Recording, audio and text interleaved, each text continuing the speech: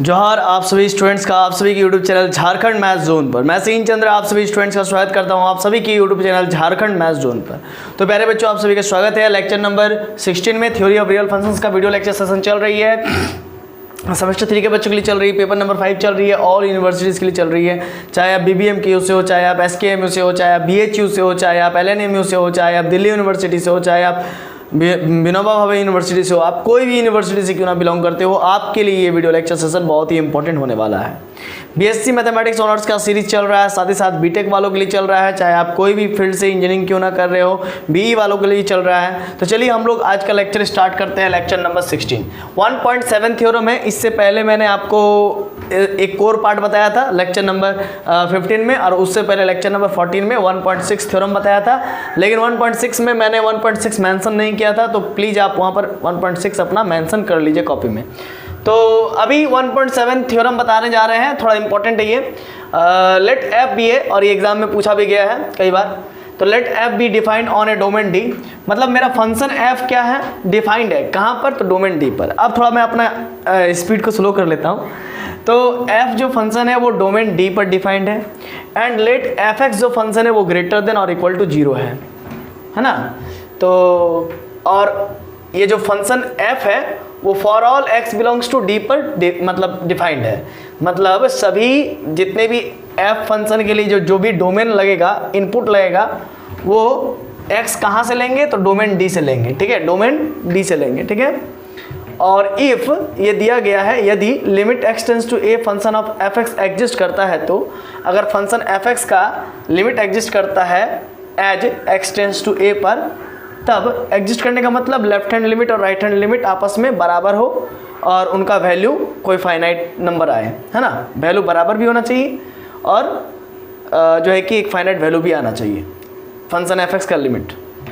Then आपको proof करना है कि फंक्शन एफ एक्स का जो लिमिट आएगा as X tends to a पर, वो क्या होगा, या तो 0 होगा या तो 0 से बड़ा होगा। ये चीज़ प्रूफ करना होगा। फिर से समझ लीजिए क्वेश्चन क्या कहता है। कहता है कि f कोई फंक्शन है, डोमेन d पर डिफाइंड है, और एफ एक्स मेरा ग्रेटर देन और इक्वल टू 0 है। ये दे दिया है, ये दे दिया आपको। और कह दिया है कि जो मेरा फंक्शन f है वो वो फंक्शन जो f है, कह दिया है कि वो जो फंक्शन f है उसका जो भी डोमेन आएगा, जो भी x पॉइंट लेंगे, वो डोमेन d से लेंगे, फॉर ऑल डोमेन d से लेंगे। x जितने भी होंगे वे सारे के सारे डोमेन d से लेंगे।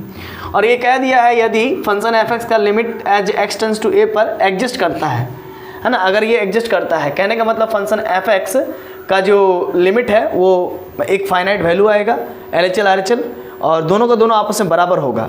लिमिट एग्जिस्ट करने का मतलब होता है दोनों का दोनों LHL RHL बराबर होना चाहिए।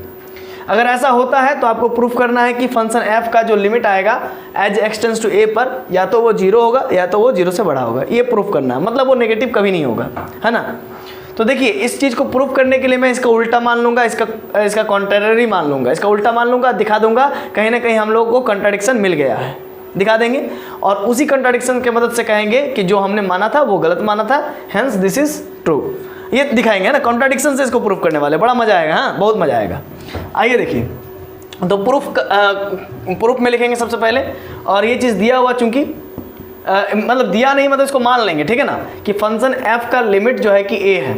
हमको दिखाना है कि फंक्शन f का लिमिट 0 होगा या तो 0 से बड़ा होगा। हमको ये दिखाना है, यानी कि फंक्शन f का जो लिमिट है कभी भी नेगेटिव नहीं हो सकता है, ये हमको दिखाना है। मतलब फंक्शन f का जो लिमिट है as X tends to a पर या तो 0 होगा या तो 0 से बड़ा होगा, ये दिखाना है ना। और हम लोग मान लेंगे इसका उल्टा कि फंक्शन f का जो लिमिट है as X tends to a पर वो a है, और a क्या है, नेगेटिव मान लेंगे। मतलब हमको दिखाना है कि फंक्शन f का जो लिमिट है as X tends to a पर कभी भी नेगेटिव नहीं हो सकता है, और हम इसका उल्टा मान लिए कि ये नेगेटिव है। मान लेंगे कि फंक्शन f का limit as X tends to a पर नेगेटिव है। तो suppose on the contrary that a is negative, then अगर a नेगेटिव हो गया, अगर मान लीजिए a नेगेटिव हो गया, इसका लिमिट नेगेटिव आ गया, तो देन माइनस a क्या हो जाएगा, पॉजिटिव हो जाएगा, क्योंकि a तो मेरा नेगेटिव है, इसमें नेगेटिव मल्टीप्लाई कर देंगे तो पॉजिटिव हो जाएगा। नेगेटिव में नेगेटिव मल्टीप्लाई करने से पॉजिटिव होता है, तो a मेरा नेगेटिव है, उसमें नेगेटिव मल्टीप्लाई कर देंगे तो पॉजिटिव हो जाएगा। Now from epsilon delta definition of limit, तो आपको मैंने epsilon delta definition of limit पढ़ाया था, उसमें कहा जाता है कि कोई भी फंक्शन का लिमिट अगर a आता है या फिर l आता है एज एक्सटेंस टू a पर, तो उसको हम लोग एप्सिलॉन डेल्टा डेफिनेशन की मदद से लिख सकते हैं कि वो जो फंक्शन का लिमिट जो आया है उसको और उस फंक्शन को आपस में डिफरेंस करेंगे और उसका मॉडुलस लेंगे तो वो लेस देन एप्सिलॉन होगा, है ना। कब? जब x और जब मेरा पॉइंट x a की ओर मूव करने चाह रहा है तब, मतलब x टेंड्स करना चाह रहा है a की ओर, तब x और a का डिफरेंस करेंगे तो वो लेस देन डेल्टा होगा। ये सब चीज़ हम लोग मैंने आपको बता चुका हूँ। तो function now from the epsilon delta definition of limit, इस चीज़ को मैं लिख सकता हूँ fx माइनस a, है ना, क्योंकि यहाँ पर l रहता तो fx minus L less than epsilon, ठीक है। व्हेनेवर ये कब होगा? जब x minus a less than delta होगा, और x माइनस a तो हमेशा जीरो से बड़ा होता है, जीरो तो नहीं हो सकता है। क्यों? क्योंकि x कभी भी a नहीं हो सकता है, क्योंकि x तो a को टेंड्स करेगा ना, a की ओर मूव करेगा ना, एग्जैक्टली x कभी a नहीं होगा, इसी वजह से। तो अब क्या करते हैं, चूजिंग, यहाँ पर एप्सिलॉन हमको मिला तो इस एप्सिलॉन का मान हम लोग चूज करते हैं, और एप्सिलॉन का मान हमेशा पॉजिटिव रहता है, आपको मालूम होना चाहिए। चूजिंग एप्सिलॉन -1/2 a, तो आप बोले, आप फिर कहिएगा कि आप नेगेटिव क्यों लिए? तो बाबू देखो, a जो मेरा है वो एक कोई फिक्स नंबर होगा, क्योंकि लिमिट एक फिक्स नंबर आता है, तो a को मैंने ऑलरेडी नेगेटिव मान चुका हूँ, तो नेगेटिव को नेगेटिव से मल्टीप्लाई करेंगे तब तो पॉजिटिव होगा। तो मैंने एप्सिलॉन एक पॉजिटिव नंबर होता है, इसीलिए 1/2 a, मतलब a का आधा कर लिया, और a मेरा नेगेटिव है, नेगेटिव नेगेटिव पॉजिटिव हो जाएगा। तो एप्सिलॉन कोई एक वैल्यू ही होगा, क्योंकि ग्रेटर देन 0 होगा, तो a कोई ना कोई आएगा ही वैल्यू, है ना। तो उसको मैंने मान लिया ऐसा, है ना, कोई फिक्स वैल्यू ही आएगा, है ना, उसको मैंने मान लिया। चलो भाई, मान लिया कि ये a जो है कि पॉजिटिव, a को पॉजिटिव बनाने के लिए नेगेटिव मल्टीप्लाई कर दिया, और एप्सिलॉन एक पॉजिटिव नंबर हो गया। वी फाइंड दैट, तब हम लोग क्या मिलेगा, तब हम लोग को क्या मिलेगा, fx माइनस a के जगह पर fx माइनस a और एप्सिलॉन के जगह पर -1/2 a हो जाएगा। अब आपको मॉड फंक्शन तोड़ने आता ही होगा, और नहीं आता है तो फिर तो बड़ा दिक्कत होगा, क्योंकि मैंने सिखा दिया है मॉड फंक्शन कैसे टूटता है। चलिए तो भी सिखा देता हूँ। अगर mod of x greater than नहीं, लेस देन अगर a है, लेस देन अगर a है, मॉड ऑफ x अगर लेस देन a है, सपोज कीजिए, तो उस केस में मॉड ऑफ x क्या क्या होगा, -x लेस देन a, और एक हो जाएगा +x लेस देन a, ये होगा। अब इसमें मल्टीप्लाई कर देंगे तो क्या होगा, मुंह पलट जाएगा, -a हो जाएगा, ठीक है ना। मतलब x is greater then -a, तो इसको हम लोग कंबाइन करके लिख सकते हैं, x is greater then -a and x is less than +a, है ना। ये सब चीज़ आपको मैं बता चुका हूँ बाबू, ठीक है ना। मॉड फंक्शंस कैसे टूटता है, कैसे सॉल्व होता है। चलिए, तो इसको मैंने इरेज किया, ठीक है। आगे देखिए यहाँ पर, तो जैसे कि मैंने यहाँ पर मैंने आपको बताया कि ये मॉड फंक्शन है, तो मॉड फंक्शन एक बार प्लस में टूटता है, एक बार माइनस में टूटता है। तो दिस इम्प्लाइज डेट, ये क्या इम्प्लाई करता है, ये पॉजिटिव में टूटेगा, एक बार पॉजिटिव में टूटा, और ये एज इट इज रहेगा, और ये चीज़ एक बार नेगेटिव में टूटेगा, मतलब इस पूरे फंक्शन में नेगेटिव लग जाएगा, ठीक है, -1/2 a। अब इसको सॉल्व करेंगे तो यहाँ पर -a प्लस a दोनों तरफ जोड़ देंगे, तो यहाँ पर -a प्लस a खत्म हो जाएगा, fx बचेगा लेस देन, यहाँ पर -1/2 और प्लस a 1, है ना। तो हाफ और एक 1/2 को सॉल्व करेंगे तो +1/2 a आएगा, और यहाँ पर -fx है, और ये minus plus a less than 1/2 a। यहाँ पर -fx ही है, प्लस a ऑलरेडी था, -a कर दिया, जोड़ दिया, -1/2 है, और -a इधर भी जोड़ दिया, जो इधर करूँगा वो उधर भी करूँगा। इनइक्वालिटी को सॉल्व करने का तरीका यही होता है। ये प्लस a -a कैंसिल हो जाएगा, जैसे यहाँ पर कैंसिल हुआ था, ठीक है, और -fx, और ये सॉल्व करेंगे -1/2 और -1 -3/2 a होता है, ठीक है ना। अब यहाँ पर इसी चीज़ को दोबारा वहाँ पर लिख दी, fx is less than 1/2 a, and इस माइनस यहाँ पर दोनों तरफ माइनस मल्टीप्लाई कर देंगे, मुंह पलट जाएगा, है ना। जो लेस देन है वो ग्रेटर देन हो जाएगा, और जो ग्रेटर देन है वो लेस देन हो जाएगा, ठीक है। ये ग्रेटर देन है, ये लेस देन में बदल जाएगा, देखिए मुंह पलट जाएगा, नेगेटिव मल्टीप्लाई करेंगे तो ये मुंह पलट जाएगा, ठीक है। ये क्वेश्चन नंबर 1, ये क्वेश्चन नंबर 2, दोनों को कंबाइन करके लिखेंगे फ्रॉम इक्वेशन 1 एंड 2। fx मेरा 1/2 a से छोटा है, और fx मेरा 3/2 a से बड़ा है। यहाँ तक हुआ। ये कब हुआ, whenever x minus a less than delta और 0 से बड़ा तब। यहाँ से लेकर के चल रहे थे ना इस चीज़ को, fx minus a less than epsilon, whenever इस चीज़ को लेकर चल रहे थे। तो यहाँ पर एप्सिलॉन जो भी लाया मैंने सॉल्व करके, ठीक है, तो इसको भी तो यहाँ पर रखना पड़ेगा ना, क्योंकि इसी कंडीशन को सेटिस्फाइड करता है मेरा fx, तभी जा कर के ये ऐसा हो पा रहा है। इतना क्लियर है। अब यहीं पर हम लोग को देखना है जादू, यहीं पर जादू देखेंगे। आइए देखिए, fx जो फंक्शन है वो लेस देन 1/2 a है, ठीक है। अच्छा सर, और fx वहाँ पर क्या है, ग्रेटर देन इक्वल टू 0 है। ठीक है, मतलब एफ एक्स मेरा कभी भी नेगेटिव नहीं हो सकता है। एफ एक्स मेरा ये दिया हुआ कि एफ एक्स मेरा जीरो होगा या तो फिर जीरो से बड़ा होगा, मतलब फंक्शन का जो वैल्यू आएगा वो या तो मतलब फंक्शनल वैल्यू जो भी आएगा वो जीरो आएगा या फिर जीरो से बड़ा आएगा, है ना, या तो जीरो आएगा या तो जीरो से बड़ा आएगा, यही दिया हुआ, मतलब कि एफ एक्स का वैल्यू पॉजिटिव आना चाहिए, फंक्शनल वैल्यू। और यहाँ पर देखो तेरे मुन्ना एफ एक्स का वैल्यू नेगेटिव हो गया, कैसे कैसे सर? ए क्या था, ए क्या था आपका, ए को क्या माना था, नेगेटिव माना था ना।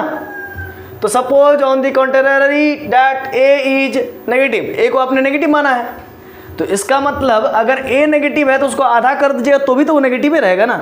अगर मेरा ए नेगेटिव है तो उसको आधा कर दीजिएगा तो भी तो वो नेगेटिव ही रहेगा। रफ है ना, ये रफ है। ए अगर नेगेटिव है तो उसको आधा कर दीजिएगा तो भी तो नेगेटिव ही रहेगा। तो एफ एक्स मेरा नेगेटिव से लेस देन हो गया, है ना, वाह, एफ एक्स मेरा नेगेटिव से लेस देन हो गया। और एफ यहाँ ये देखिए ए है मेरा नेगेटिव, उसको 3/2 से मल्टीप्लाई करेंगे तो भी तो वो नेगेटिव रहेगा, और एफ एक्स मेरा नेगेटिव से बड़ा हो गया।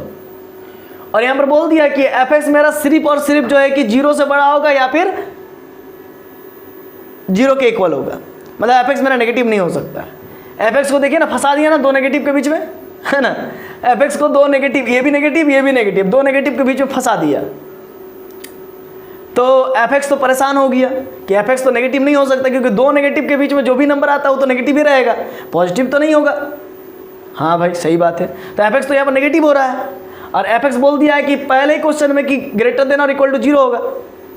तो यहाँ पर एक कंट्राडिक्शन मिल गया आपको, ये कंट्राडिक्शन मिला ना। ये कंट्राडिक्शन क्यों मिला? क्योंकि आपने ये मान के चला था कि ए मेरा नेगेटिव हो सकता है, ये आपने मान के चला था। इसका मतलब ये नॉट इक्वल टू ए, मतलब ये नेगेटिव नहीं हो सकता है। इसका मतलब या तो वो पॉजिटिव होगा या तो जीरो के बराबर होगा, ये चीज़ या तो जीरो के बराबर होगा या तो फिर जीरो से बड़ा होगा, है ना, ये चीज़ होगा। तो इसको मैं लिखूंगा। तो but it is given that f x is greater than equal to zero, है ना, एफ एक्स मेरा greater than equal to zero है for all x belongs to D. सभी एक्स टाइप के जो भी नंबर आएंगे जो कि डी डोमेन से आएंगे, सभी एक्स के लिए जो डी से आ रहे हैं उसके लिए एफ एक्स का मेरा जो फंक्शनल वैल्यू है वो ग्रेटर देन और इक्वल टू जीरो होगा। और यहाँ पर मेरा कंट्राडिक्शन था, इसीलिए मैंने लिख दिया but it is given that this is F x is greater than equal to zero for all x belongs to D. From equation 3, ये from equation 3 we get contradiction, हम लोग को विरोधाभास मिल रहा है। कॉन्सिक्वेंसली, तो हम लोग कॉन्सिक्वेंसली क्या कह सकते हैं, ए कैन नॉट बी नेगेटिव, इसका मतलब ए कभी भी नेगेटिव नहीं हो सकता है, ए कभी भी नेगेटिव नहीं हो सकता है। इसको हटाओ यहाँ से, मतलब ये नॉट इक्वल टू होगा, है ना।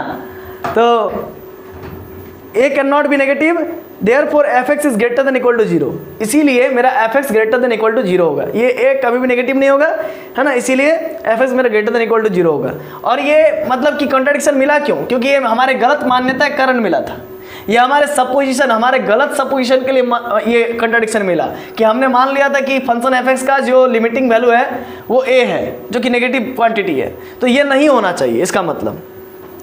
अब चूंकि ये ग्रेटर देन, समझ रहे हैं ना, ये ग्रेटर देन जीरो होगा, और यहाँ पर भी आप समझ सकते हैं कि ये नेगेटिव नहीं होगा, फंक्शन एफ का वैल्यू नेगेटिव नहीं होगा। ये नेगेटिव क्यों हुआ? क्योंकि हमने इसको नेगेटिव माना, इसका मतलब ये नॉट इक्वल टू ए होगा। तो चलिए जाने दीजिए जो भी है। अब यहीं से हम लोग शॉर्टकट क्या कह सकते हैं कि एफ एक्स मेरा greater than equal to zero होगा, ठीक है ना। हमने माना था कि F x is greater than equal to zero, हमको प्रूफ करना था, हमने इसका उल्टा मान लिया था, ये नेगेटिव होगा, मान लिया था, ठीक है। हमने मतलब कि एफ एक्स मेरा greater than equal to zero हमको प्रूफ करना था, है ना, greater than equal to zero proof करना था। तो हमने इसका उल्टा मान लिया कि फंक्शन एफ का लिमिटिंग वैल्यू नेगेटिव में होगा, मतलब ए का बराबर होगा, नेगेटिव में होगा। और हमने दिखा दिया कि फंक्शन एफ का वैल्यू नेगेटिव नहीं हो सकता है, नेगेटिव नहीं हो सकता, क्योंकि मेरा जो दिया हुआ है ना।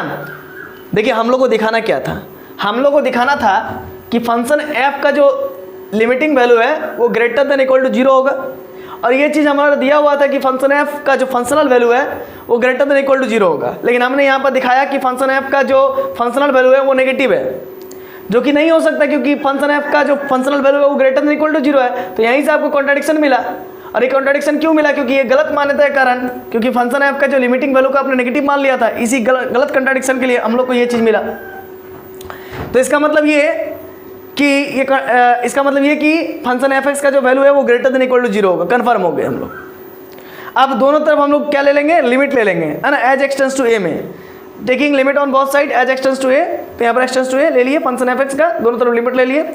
तो यहाँ पर क्या हो जाएगा, इसका वैल्यू 0 हो जाएगा क्योंकि 0 कोई लिमिट नहीं लगता है। तो ये देखिए प्रूफ हो गया। यही चीज़ हमको प्रूफ करना था कि फंक्शन एफ का लिमिटिंग वैल्यू 0 होगा एज एक्सटेंस टू ए पर, या फिर 0 से बड़ा होगा। देखिए हो गया ना प्रूफ, यही प्रूफ करना था। तो आशा है कि आपको ये लेक्चर नंबर 16 समझ में आ गया होगा, थ्योरम नंबर 1.7 समझ में आ गया होगा।